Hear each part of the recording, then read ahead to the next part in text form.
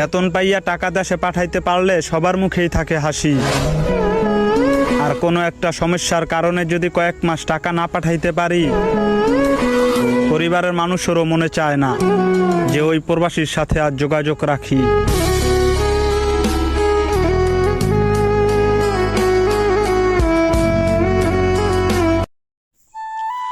আসলে ভিউয়ার্স এটাই সত্য।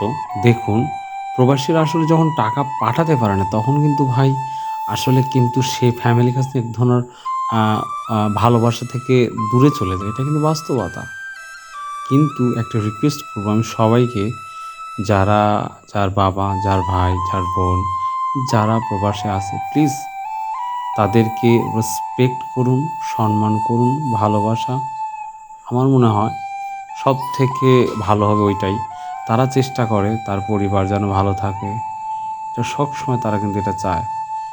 তারা যে কোনো মূল্যে চায় তারা তাদের পরিবার যেন ভালো থাকে। তো রিকোয়েস্ট করব, এটা কিন্তু সৌদি আরব, এটা খেজুর বাগান, আপনারা জানেন সৌদি আরবের খেজুর বাগানটা যেরকম দেখা যায় অন্যরকম একটি ব্যাপার, যেটা আপনারা দেখতে পাচ্ছেন। আসলে এত পরিমাণ রোদ এই সৌদি আরব, আপনি যদি কি বলবো, মানে এখানে না আসলে বা না দেখলে এটা হয়তো অনুভব করা যাবে না যে কতটা হার্ড, স্পেশালি কতটা গরম। যারা করে তারাই জানে।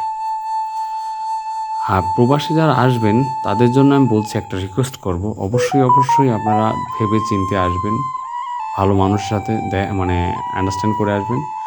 আর কিছু দালালের খপ্পরে পড়বেন না, একটা কথা মনে রাখবেন। আর আমি কিছু দালালের ভিডিও আপনাদের কাছে অবশ্যই প্রেরণ করব, কিছু দালালের ভিডিও। সাধারণ যারা কৃষক ভাই আছেন অবশ্যই দেখবেন কিছু দালালের ভিডিও, দেখবেন তারা কি কাজ করে এবং কীভাবে ঠকায় আপনাদের, সেটাও দেখাবো ইনশাল্লাহ। ভালো থাকুন, সুস্থ থাকুন ইনশাল্লাহ।